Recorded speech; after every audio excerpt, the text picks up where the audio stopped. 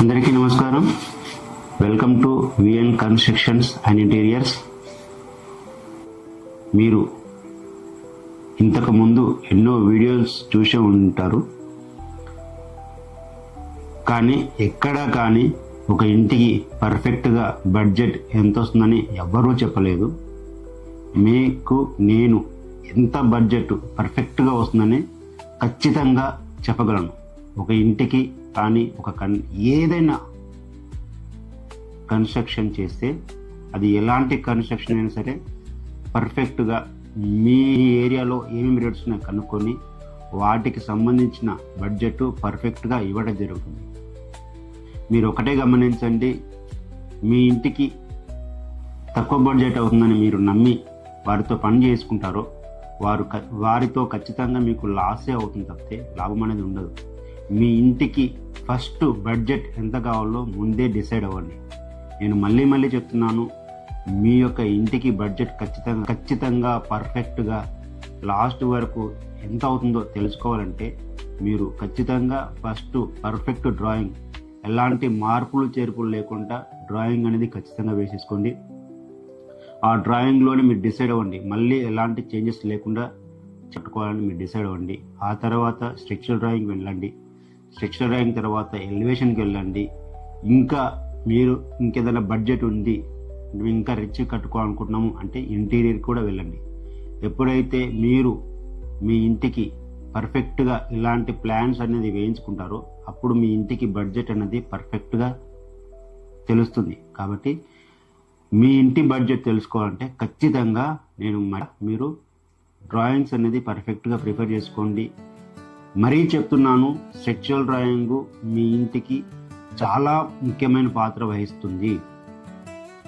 మన ఇంటి డాక్యుమెంట్స్ ఎలాగైతే ఉంటుందో, ఒక కార్కి ఆర్సీ కార్డ్ ఎలాగనో, ఒక ల్యాండ్కి సేల్ డాక్యుమెంట్ ఎంతైతే ముఖ్యమో, అలాగే ఒక ఇల్లు కన్స్ట్రక్షన్ చేసిన తర్వాత ఆ ఇంటికి స్ట్రక్చరల్ డ్రాయింగ్ అనేది అంత ముఖ్యం.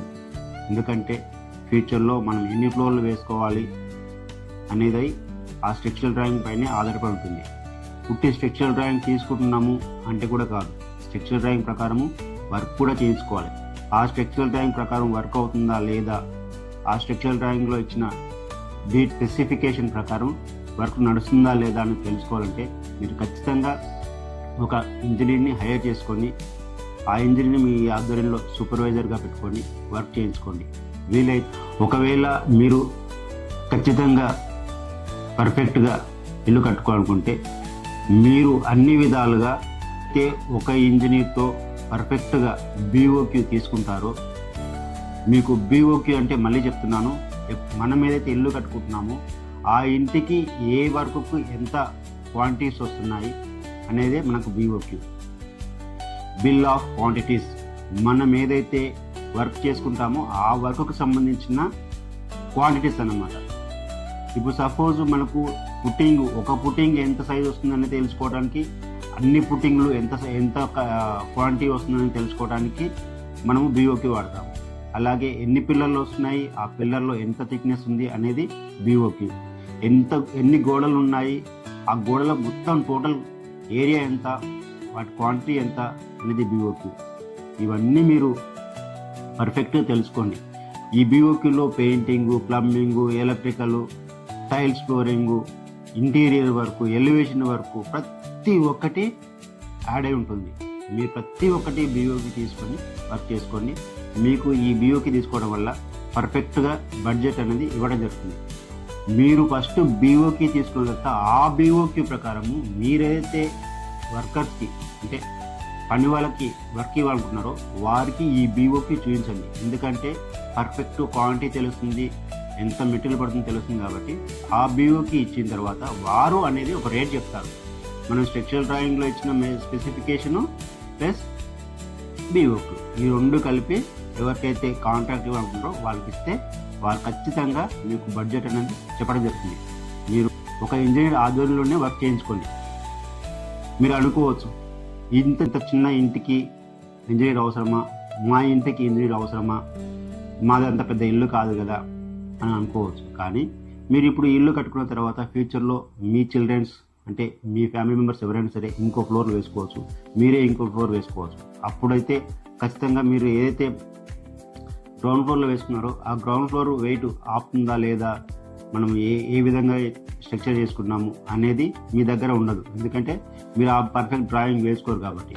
ఖచ్చితంగా మీరు ఫ్యూచర్లో వేసుకోవాలన్నా కానీ, ఆ బిల్డింగ్ లైఫ్ కావాలన్నా కానీ, ఆ బిల్డింగ్ ఎర్త్క్వేక్ వల్ల ఆగాలన్నా కానీ, ఇంకేదైనా సమస్యల వల్ల మీ బిల్డింగ్ లైఫ్ పోకుండా ఉండాలంటే ఖచ్చితంగా మీరు ఈ పర్ఫెక్ట్గా స్ట్రక్చరల్ డ్రాయింగ్లు, సాయిల్ టెస్ట్లు, పర్ఫెక్ట్ బడ్జెట్ తీసుకుంటేనే బెటర్.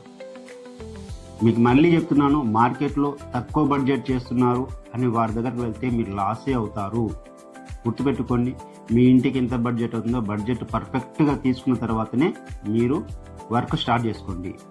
1కి 10 సార్లు ఆలోచించండి.